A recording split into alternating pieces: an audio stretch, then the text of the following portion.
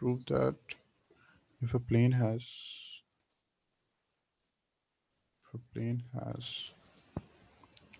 the intercepts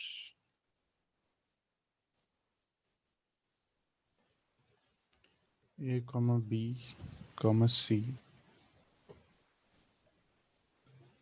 and is at a distance of p units from the origin,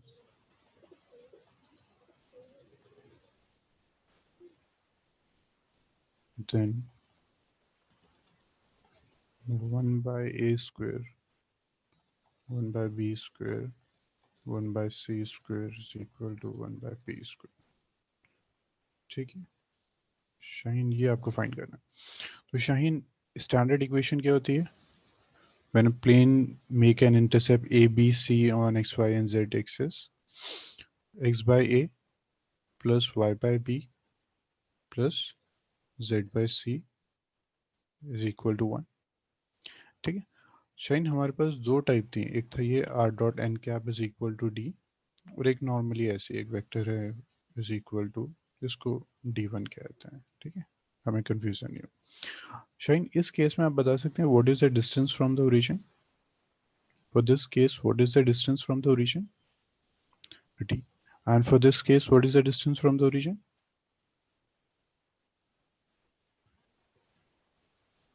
For this case, what is the distance from the origin? बिल्कुल ठीक है ना। हम अभी नहीं बता सकते, हमें इसको यूनिट वेक्टर में चेंज करना होगा, तो हम इसको मैग्नीट्यूड ऑफ एन से डिवाइड कर देंगे, फिर हम कह सकते हैं। Now similarly if this is the equation, तो हम डायरेक्टली तो नहीं कह सकते कि one is the distance from the origin, है ना। इसको अगर हम लिखना चाहें इस फॉर्म में, तो ऐसा कुछ होगा आर डॉट, आपको समझाने के लिए बता रहे हैं, आप कार्टेशियन में भी कर सकते थे, plus 1 by B ji cap plus 1 by C K cap is equal to 1। तो हमने इसको अगर वेक्टर फॉर्म में कन्वर्ट किया, then we have this 1 by A I cap 1 by B J cap plus 1 by C K cap is equal to 1। ठीक, क्या हम कह सकते हैं one is the distance from the origin? हम नहीं कह सकते हैं। तो हम क्या करेंगे, इसको पहले डिवाइड करेंगे इसके मैग्नीट्यूड से, यानी मैग्नीट्यूड क्या हो जाएगा, मैग्नीट्यूड हो जाएगा अंडर रूट ऑफ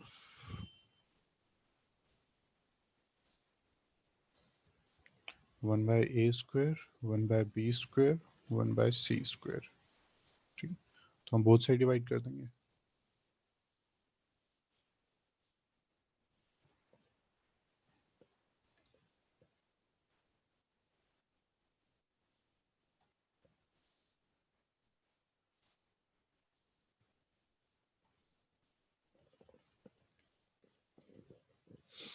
ठीक है, अब ये क्या है, this is the, now we can say this is the distance from the origin।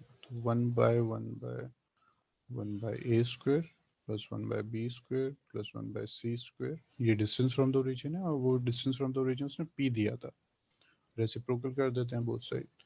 तो 1 by a square 1 by b square 1 by c square and this is equal to 1 by p। कर दीजिए squaring both side, 1 by a square 1 by b square 1 by c square is equal to 1 by p square। just the answer। ठीक है, और बताइए बच्चे।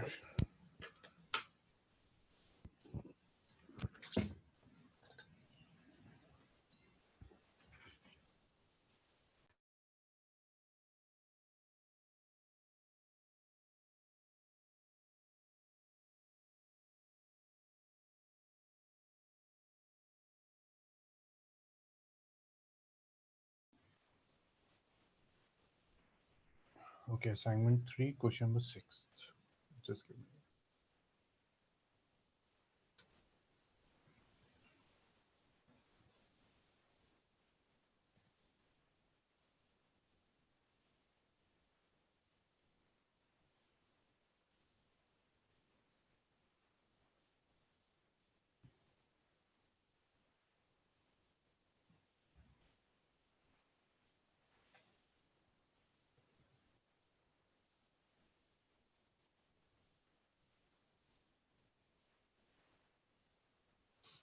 Okay अमीन, बस अभी देखते हैं, फिर पहले एक स्वेटर का डाउट देख लें।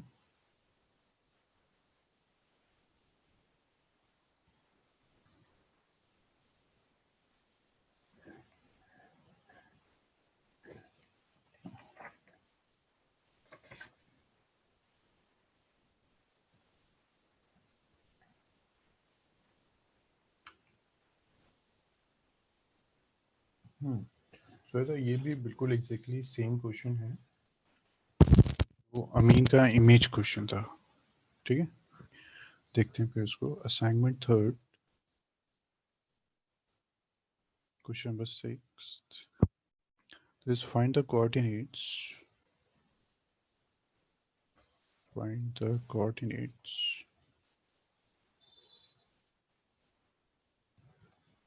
of the foot of the perpendicular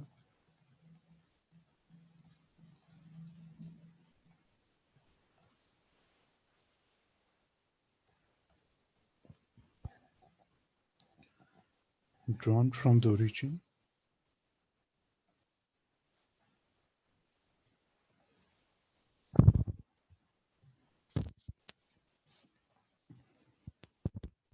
to the plane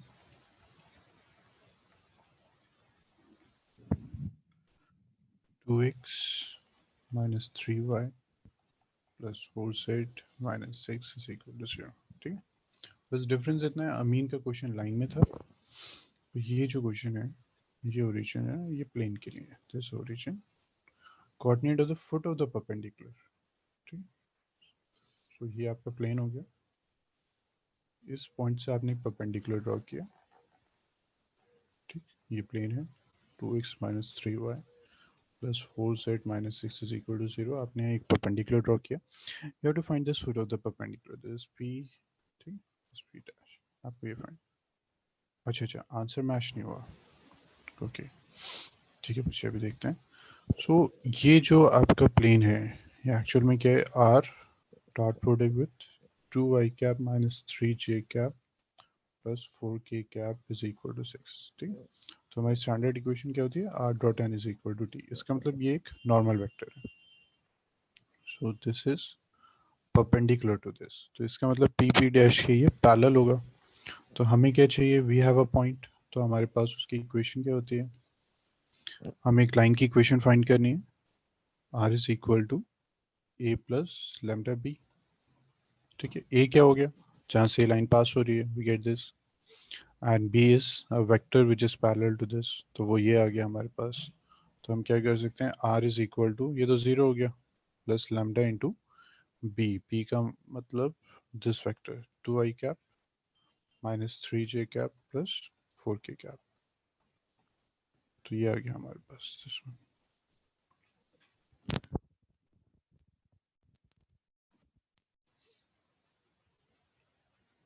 ठीक है, R is equal to lambda 2i minus 3j plus 4k। उसके बाद हम इसको कार्टेशियन में अगर लिखते हैं तो x/2, y/-3, z/4। ठीक है, अब हम इस पॉइंट को लेट कर लेते हैं, तो पॉइंट क्या होगा, x is equal to lambda ले लेते हैं 2 lambda, y is equal to -3 lambda and z is equal to 4 lambda. फिर हम पी पी डैश फाइंड कर लेते हैं, तो ये कितना हो गया, दिस माइनस दिस, तो सेम आ जाएगा, 2 lambda i cap minus 3 lambda j cap 4 lambda k cap. ठीक है, now P P dash dot product with n, क्योंकि ये दोनों परपेंडिकुलर है, इज इक्वल टू 0। तो कितना हो जाएगा, इसको हम मल्टीप्लाई कर देंगे विथ दिस, तो ये हो गया 4 लैम्डा, उसके बाद plus 9 lambda and plus 16 lambda is equal to 0। ठीक है, तो लैम्डा आपका 0 आएगा यहाँ।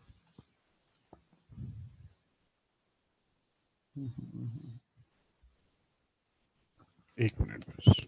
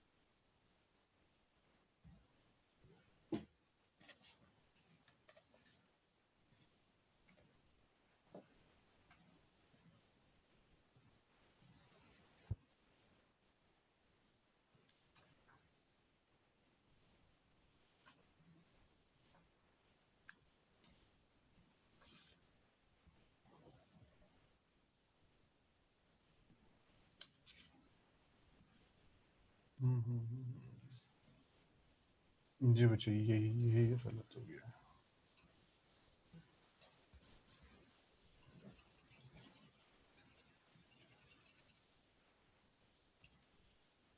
ठीक। हाँ, सॉरी शाइन, ये मिस्टेक है। मुझे बिल्कुल ध्यान नहीं रहा, मैंने ये परपेंडिकुलर देख लिया। N is parallel to line है ना, तो डॉट प्रोडक्ट हम नहीं ले सकते। डॉट प्रोडक्ट जीरो नहीं होगा। सॉरी।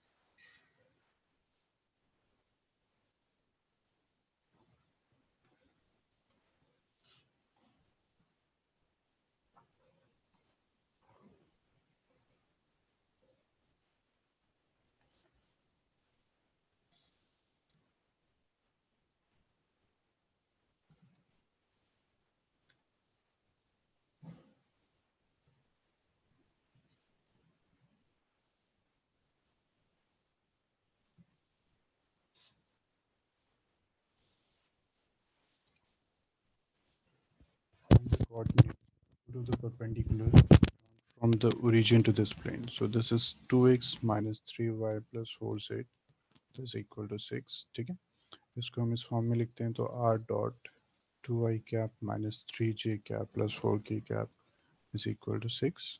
ठीक है, हम अभी नहीं कह सकते that this is the distance from the origin, तो हम क्या करेंगे, इसको इसके मैग्नीट्यूड से डिवाइड कर देंगे, तो 4 plus 9 plus 16 by same 4 plus 9 plus 16, तो ये कितना हो गया, 25 प्लस 24 29 हो गया ये। So we get r dot this one 2i cap minus 3j cap plus 4k cap by under root 29 is equal to 6 by under root 29।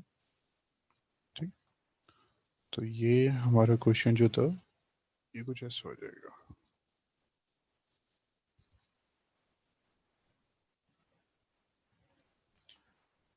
ये coordinates हैं, ये हमारा एक प्लेन है।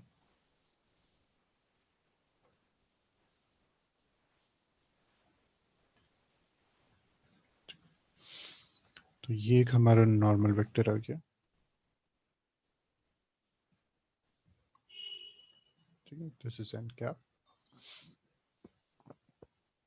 Late this view, this is P. तो O P जो हो गया हमारे पास, this is equal to 2i cap minus 3j cap plus 4k cap by under root 29। तो इसका यूनिट वेक्टर जो है वो ये एन कैप है। ठीक है, अब डिस्टेंस फ्रॉम द ओरिजिन अगर आपसे पूछते हैं कि ये डिस्टेंस कितना है, तो ये 6 बाय अंडर रूट 29। तो अगर हमें ओपी फाइंड करना है, ओपी अगर हमें फाइंड करना है, तो हम क्या करेंगे, इसको मल्टीप्लाई कर देंगे। ये तो सिर्फ डायरेक्शन है, बाय रूट 29, ये सिर्फ एक डायरेक्शन है, इसको हम मल्टीप्लाई कर देंगे विद इट्स मैग्नीट्यूड। तो इसका मैग्नीट्यूड कितना है, magnitude is 6 by root 29 this equal to, तो ये तो 29 हो गया। ये this is 12 I cap minus 18 J cap plus 24 K cap bye 29। ठीक, तो ये आ गया आपका वेक्टर ओपी। तो अब अगर ये ओपी आ गया, ये ओरिजिन है ना, तो ये इसका मतलब पी का कोऑर्डिनेट क्या हो जाएगा, this one 12 by 29 minus 18 by 29 plus 24 by 29। तो this will be the answer. So इधर ये आंसर नहीं है, क्वेश्चन नंबर 6। सेम है ना। ठीक है, क्लियर हुआ।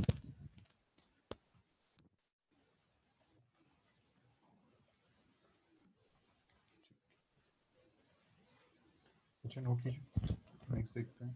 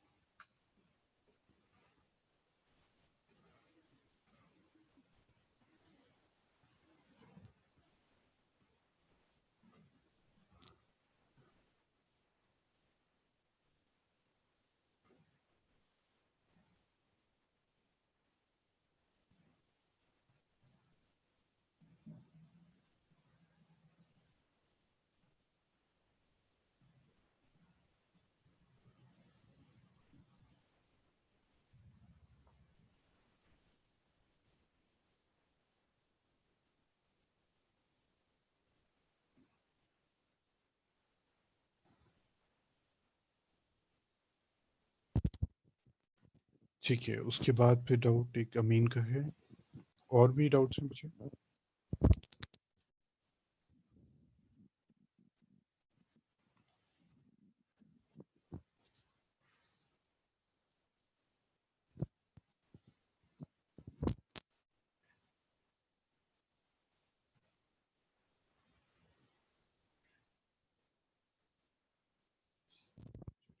अब अमीन का एक डाउट देखते हैं। This is example 26 miscellaneous. A line makes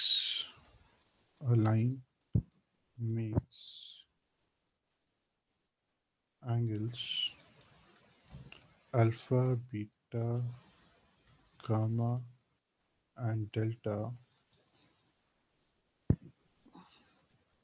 with the diagonals of a cube.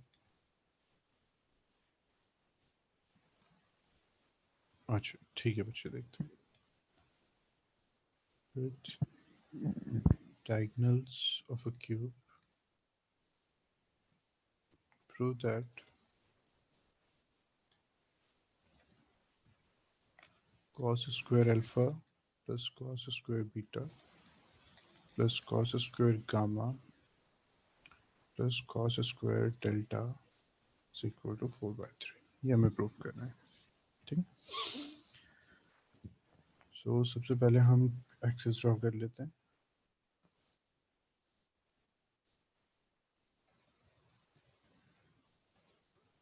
This is x, this one is y and this is z। फिर हमारे पास क्यूब है एक,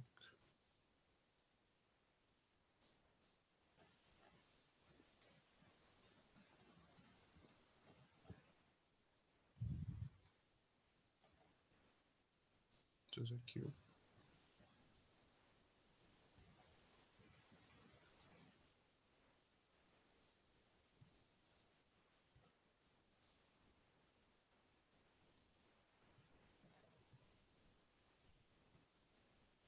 इसमें हम क्या करते हैं, ए बी सी डी ले लेते हैं। दिस इज ए,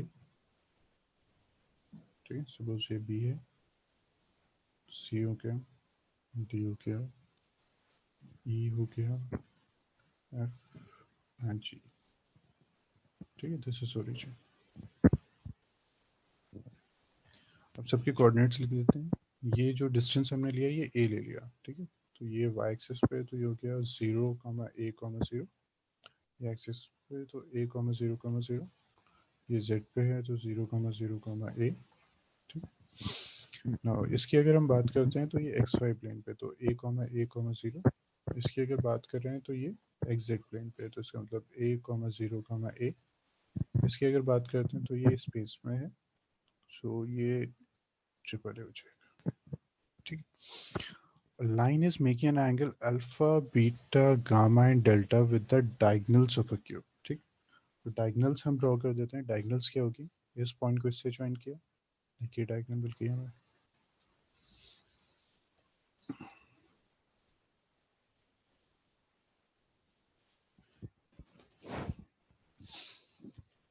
तो पहले वो डायगनल्स लिख देते हैं। डायगनल्स क्या क्या हो जाएंगी क्यूब की।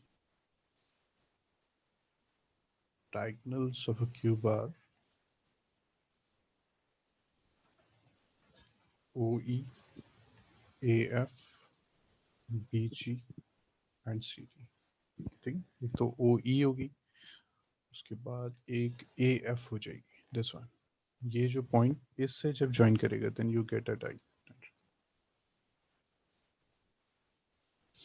उसके बाद एक डायगोनल हो जाएगी बी जी, जब बी और जी ज्वाइन करेंगे,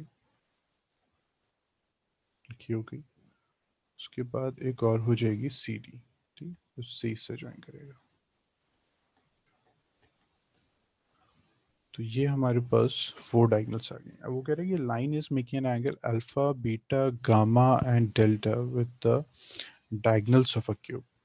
ठीक है, एक लाइन ये एंगल फॉर्म कर रहा है विद द डायगोनल्स। तो पहले तो हम डायगोनल्स फाइंड कर लेते हैं कि डायगोनल्स एक्चुअल में होंगी क्या हमारी।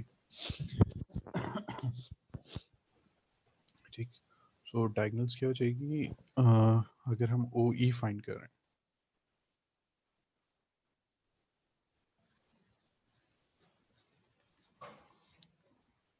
ओ वही है ना, दिस एंड दिस को जो अब ज्वाइन किया तो मिल गया हमें vector A I cap plus A J cap plus A K cap. उसके बाद हमें और क्या चाहिए, ए एफ चाहिए।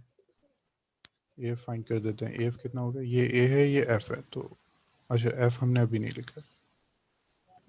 वही डायगोनल कैसे हुआ अभी बात करते हैं सर। पहले ये लिख दें मुझे, ये जेड वाई तो ये हो गया 0, A ओ ई कैसे हो, देखिए डायगोनल क्यूब में कैसे फॉर्म होते हैं, जब लास्ट पॉइंट इससे ज्वाइन होगा, ठीक है, एक लास्ट लेना है और फ्रंट का जो हम पॉइंट लेंगे तब हमारी डायगोनल फॉर्म होती है। जैसे स्क्वायर में क्या है, स्क्वायर में तो सिर्फ 2D फिगर है, इन दोनों को ज्वाइन कर दिया, ये डायगोनल हो गई। बट क्यूब में डायगोनल कैसे होता है कि लास्ट पॉइंट, देखिए ये वाले जो स्क्वायर हो गया दिसमें GED, ये हमारे फ्रंट में, और ये जो है CFBO ये बैक साइड में, ये फ्रंट में ये बैक में। तो ये ओ जो पॉइंट है वो बैक साइड का है और ये फ्रंट का है, तो इसको जब हमने ज्वाइन किया तो ये डायगोनल हो गई क्यूब की। सिमिलरली देखिए ये बैक साइड था ये फ्रंट था, इसको ज्वाइन किया इसलिए डायगोनल हो गई। ये बैक साइड है ये फ्रंट है, इसको ज्वाइन किया we get a diagonal, this we get a diagonal. So जब समझ में आया, तो फ्रंट साइड के एक पॉइंट लेना है, उसको लास्ट पॉइंट से ज्वाइन कर देना है, then you will get a diagonal. Clear हुआ, चलिए ठीक। ए एफ फाइंड करते हैं। ए एफ कितना हो जाएगा, तो एफ माइनस ए यानी 0 - ए का मतलब -A आई कैप, फिर ए माइनस 0 यानी ए जे कैप, फिर ए माइनस 0 फिर ए के कैप। ये ए एफ आ गया। और क्या चाहिए, बी जी चाहिए हमें। बी जी, बी जी कहाँ है हमारा, ये जी हो गया ये बी हो गया। ओके इसको ज्वाइन किया तो जी माइनस बी, तो ए minus 0 A I cap, 0 - A minus J cap, ठीक है, 0 - ए माइनस ए जे कैप, फिर ए minus 0 plus A K cap, ठीक है। तो फिर उसके बाद ये हो गया हमारे पास। अब हमारे पास एक और चाहिए था हमें C D, so C D is what, C D is this one. So D minus C यानी A minus 0 A I cap, फिर ए minus 0 again A J cap, फिर 0 - ए माइनस ए के कैप। तो ये O B A F B G और C T हो गया। Now ठीक, इसके बाद हमें ये प्रूफ करना था cos स्क्वायर अल्फा। अब एक लाइन है which is making an angle alpha with beta gamma with the diagonals of a cube.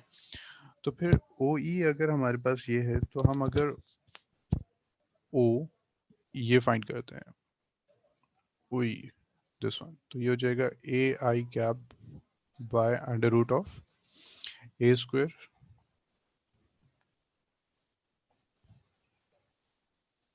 O E cap हो जाएगा हमारे पास A I cap plus A J cap plus A K cap by under root of A square plus A square plus A square. तो ये हो गया आपके पास A I cap plus A J cap plus A K cap bye, अब ये कितना हो गया अंडर रूट 3 है ना, सो बाय अंडर रूट 3 ए, तो ए कैंसिल हो जाएगा तो ये आ गया 1/√3,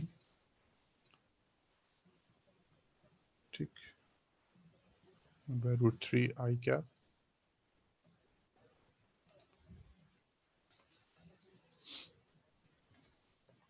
1/√3 I cap plus 1/√3 J cap plus 1/√3 K cap. मुझे इतना नोट कीजिए फिर फर्दर करते हैं।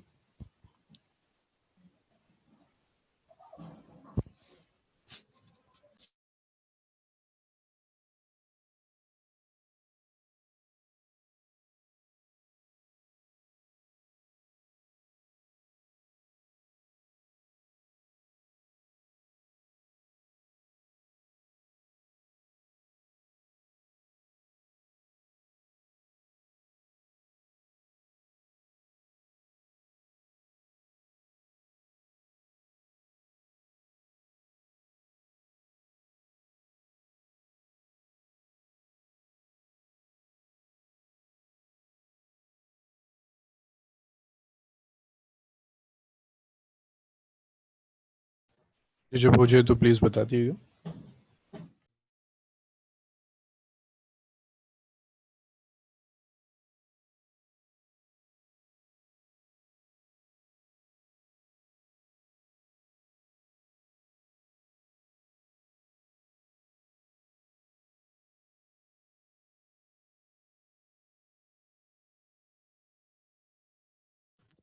ठीक है,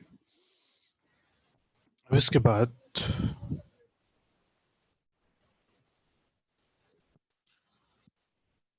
वो ई कैप हमने फाइंड कर लिया। नेक्स्ट हमें फाइंड करना है सिमिलरली ए एफ।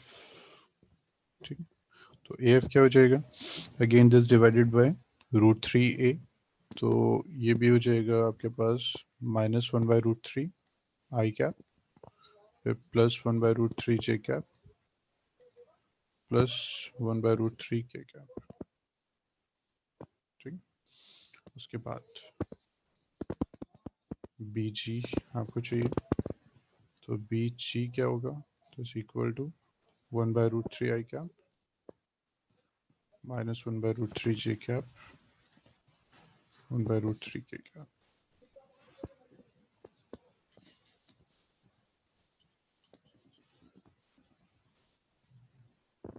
फिर चाहिए सी डी, तो ये हो जाएगा 1/√3 I cap 1/√3 J cap -1/√3 K cap. ये आ गया आपके पास 4 यूनिट वेक्टर्स। अब इसके बाद उसने कहा था कि alpha beta gamma are the angles which line make with the diagonals of a cube. ठीक, सो अब हम ले लेते हैं कि the line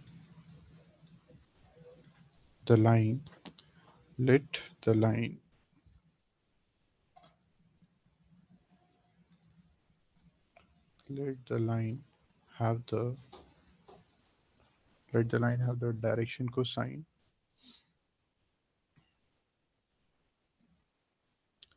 L M and N।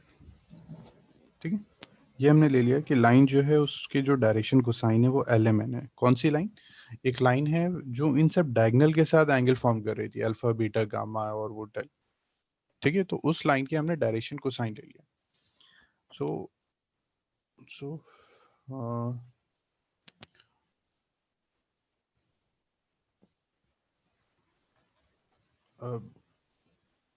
अगर वेक्टर फॉर्म में हम लाइन को लिखें तो ये हो जाएगी L I cap plus M J cap plus N K cap.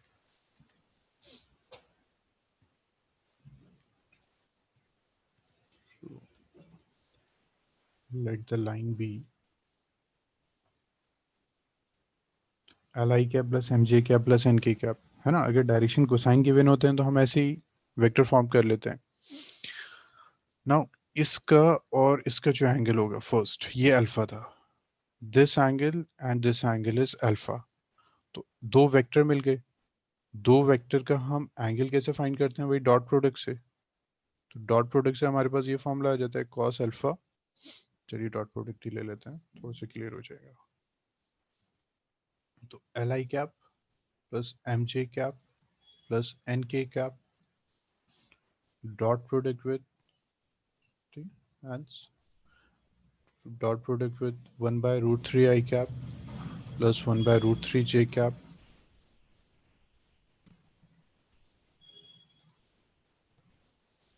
plus 1/√3 K cap। ठीक है, दिस इज इक्वल टू, कैसे फाइंड करते हैं हम डॉट प्रोडक्ट,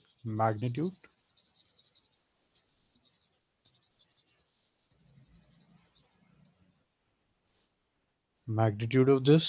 ठीक है, इसका मैग्नीट्यूड का मतलब √L² plus M² plus N² into इसका मैग्नीट्यूड, ठीक, √1/√3² प्लस 1/√3² प्लस 1/√3²। ठीक है, मैंने आपको समझाने के लिए बता दिया ताकि आपको याद आ जाए कि हम कैसे फाइंड कर रहे थे, कॉस इंटू कॉस अल्फा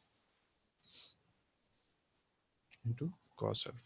तो बच्चे ये तो 1 होगा क्योंकि ये यूनिट वेक्टर होता है, डायरेक्शन को साइन से जब भी कोई वेक्टर फॉर्म होता है 1 होता है, इसकी वैल्यू 1 होती है, इसकी 1 होती है। तो कॉस अल्फा कितना आ गया आपके पास, cos alpha is equal to this one 1/√3 L plus 1/√3 M plus 1/√3 N। ये कॉस अल्फा हो गया। ठीक है, नाउ सिमिलरली फाइंड कॉस। इतना सबको क्लियर हुआ ना। कॉस अल्फा हम ऐसे ही फाइंड करते हैं, दोनों का डॉट प्रोडक्ट बाय हम मैग्नीट्यूड कर देते हैं, या मैग्नीट्यूड तो यूनिट ही आएगा। तो ये हमारे पास कॉस अल्फा आ गया। सिमिलरली सेकंड डायगोनल के साथ कॉस बीटा फाइंड कर लीजिए, थर्ड के साथ कॉस गामा सेम आएगा।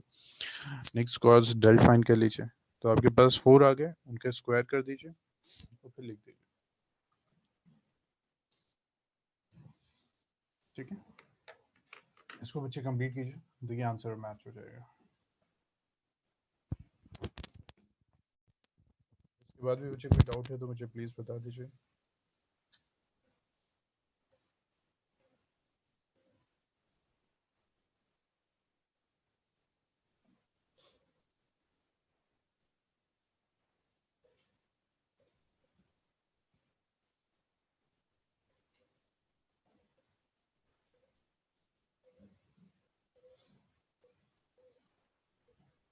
ओके, हो गया श्वेता, गुड। अमीन, आपका भी डाउट था, ये हो गया complete.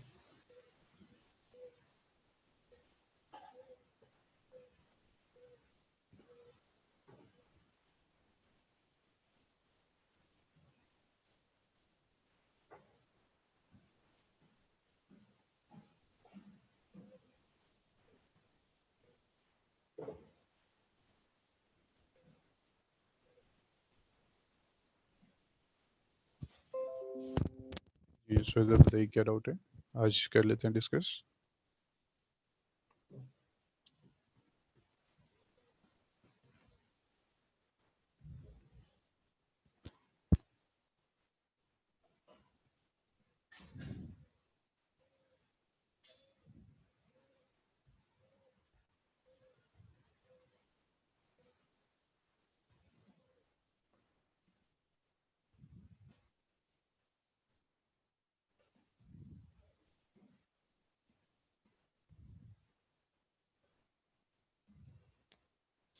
Exercise 13.2 question number 16। Second thing देखिए, सीबीएसई ने अपने सैम्पल पेपर्स रिलीज कर दिए, तो फिर आप उसको ट्राई कीजिए, आप नेट से डाउनलोड कर लीजिए। तो उससे क्या आपको एक तो मार्किंग स्कीम पता चल जाएगी, सीबीएसई की मार्किंग स्कीम क्या है, इस बार कितने क्वेश्चंस आएंगे उसका आइडिया हो जाएगा। थोड़ा सा आपको ये भी आइडिया लग जाता है क्वेश्चन कैसे आ रहे हैं। तो प्रीवियस ईयर के क्वेश्चंस तो करने ही है, इस बार जो सीबीएसई ने रिलीज किए हैं क्वेश्चन अभी, उसको प्लीज ट्राई कीजिएगा। 13.2 question number 16।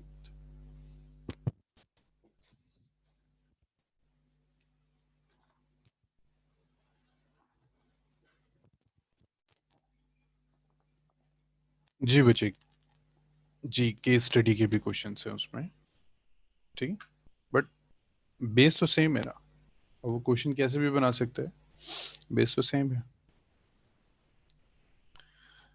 Next is exercise 13.2 question number 16। Question 16 है, इन अ हॉस्टल, और सब बच्चे जब तक और डाउट्स देख लीजिए, अगर कुछ हैं तो प्लीज मुझे बता दीजिए। 60% ऑफ द स्टूडेंट्स।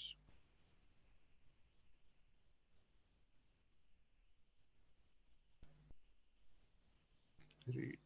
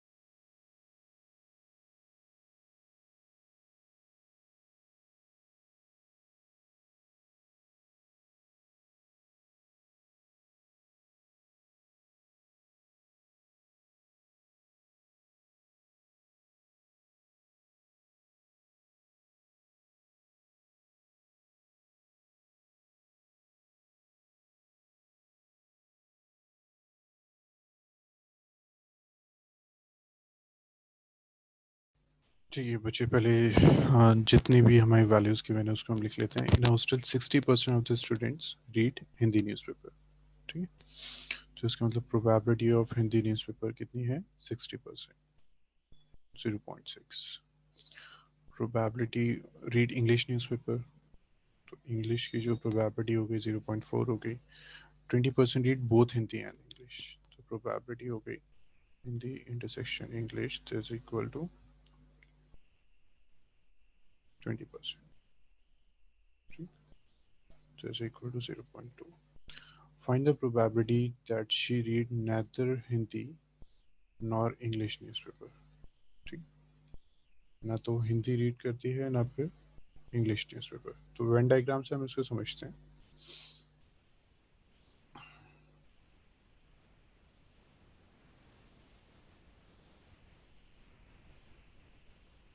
ये हम ले लेते हैं, suppose this is Hindi and this is English.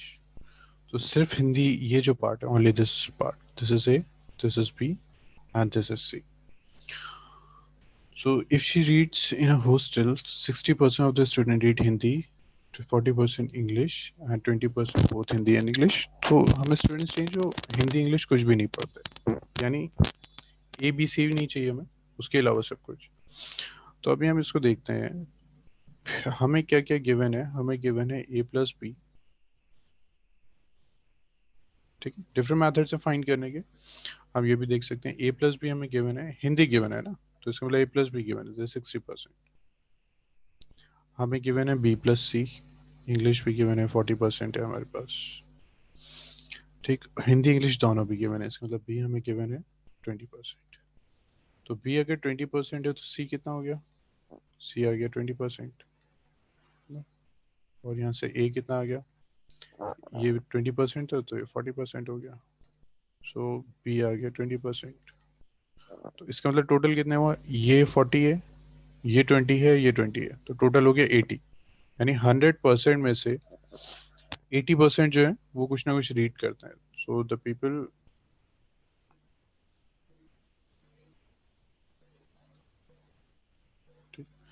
तो हमें प्रोबेबिलिटी फाइंड करनी है कि if she do not read any of the newspaper,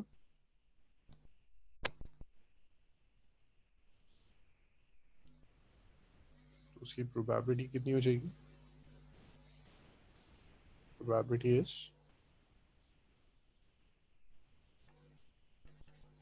100% minus 40% plus 20 plus 20, so this is equal to 20%। so ये क्लियर हुआ?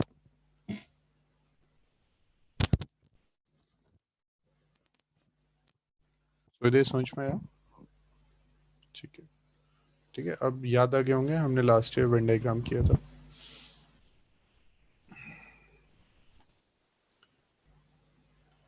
फिर नेक्स्ट कीजिए इसके बाद, she read Hindi newspaper, find the probability that she reads English newspaper.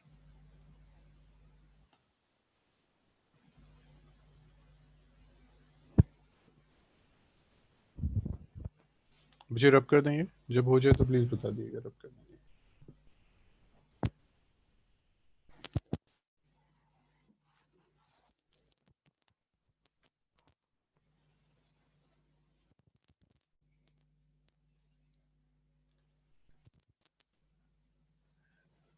ठीक है, किसी और बच्चे को डाउट है तो बता दिएगा, otherwise we will start next.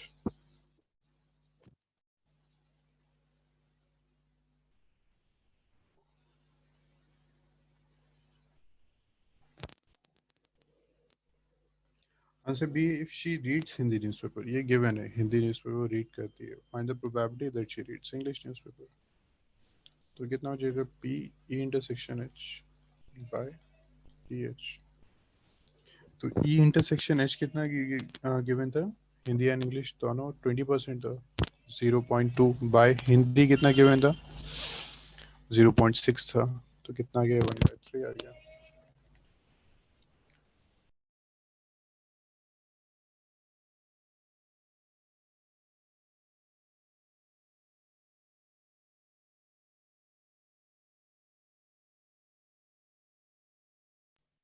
ठीक है सोदा, ये हो गया बी एन सी। ठीक है, मुझे और बताइए, और कोई डाउट है? और कोई डाउट है मुझे 3D या प्रोबेबिलिटी में?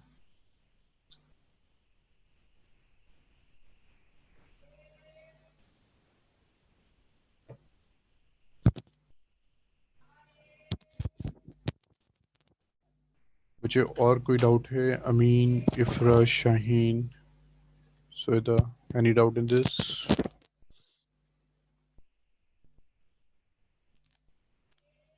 ठीक है, कोई डाउट नहीं है। ओके, ठीक है बच्चे, फिर आपके प्री बोर्ड्स आई थिंक 16 के आसपास हैं। कल इसका टेस्ट दीजिए आप, 3D एंड प्रोबेबिलिटी दोनों।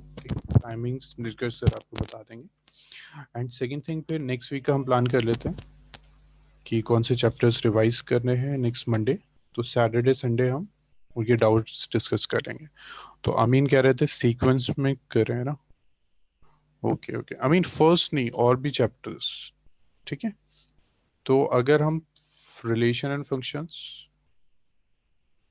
अब इसमें मैंने आपको कट करवा दिया था पोर्शन कि कौन सा पोर्शन आपको नहीं करना, relation inverse.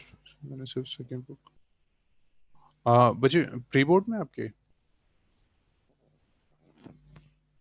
So the pre board में सेकेंड बुक आ रही है।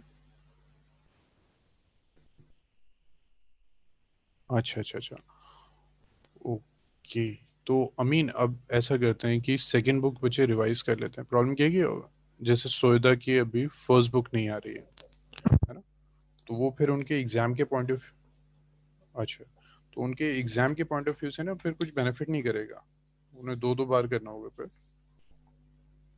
ठीक है, तो एग्जाम की उन्हें अलग, प्री बोर्ड की प्रिपरेशन करनी होगी, वो बोर्ड की अलग। तो फिर हम ऐसा करते हैं, पहले सेकेंड बुक कंप्लीट कर लेते हैं। ठीक है, उनकी सेकेंड बुक आ रही है। तो मुझे आप बच्चे बताइए, सेकेंड बुक में हमने प्रोबैब कर लिया, 3D कर लिया, एलपीपी, एक तो हम एलपीपी करेंगे। ठीक, उसमें मुझे नहीं लगता आपके डाउट्स होंगे। एक तो एलपीपी का टेस्ट होगा, और मुझे बताइए फिर और कौन से चैप्टर कर लें हम?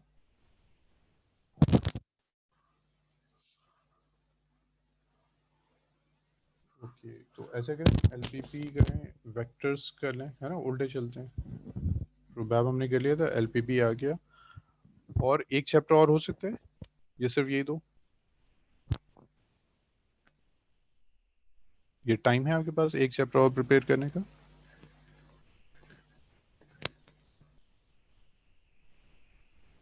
होता है, तो डिफरेंशियल करते हैं फिर, डिफरेंशियल इक्वेशन।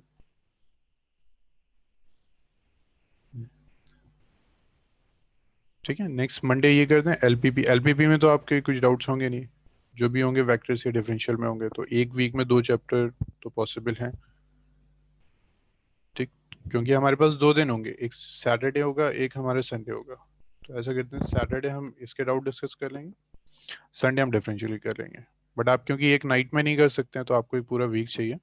तो नेक्स्ट जो क्लास होगी हमारी सैटरडे संडे, उसमें हम वेक्टर्स डिस्कस करेंगे सैटरडे को, संडे हम डिफरेंशियल के डाउट्स डिस्कस करेंगे।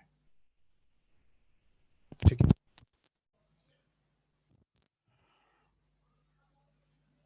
ठीक है, चलिए ठीक है बच्चे, फिर आप रिवाइज कीजिए। अच्छा, अभी एडवांस स्टार्ट करें हम फिर? अभी करनी है या 10 बजे से करें? ये एग्जाम्स है, बाद में करेंगे। Let- आपके ऊपर डिपेंड करता है बच्चे।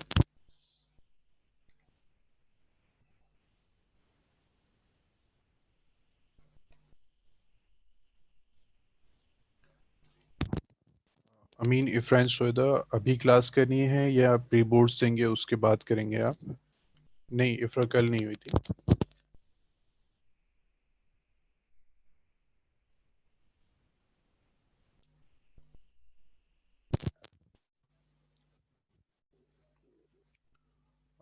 मुझे बताएंगे आप लोग आज करेंगे या प्री बोर्ड्स की अपने बात करेंगे?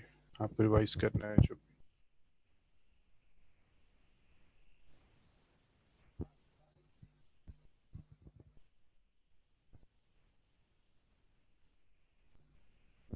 अमीन, इफ्रान, सोएदा, बताइए बच्चे।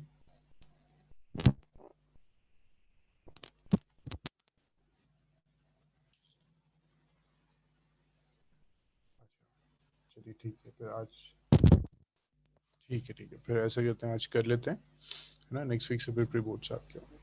ठीक है, तो अभी ब्रेक चाहिए आपको, ये जस्ट स्टार्ट कर दें।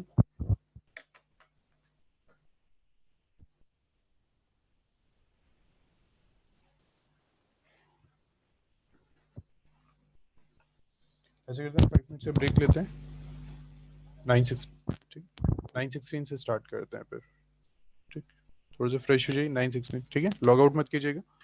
9:16 हमें स्टार्ट करें। तो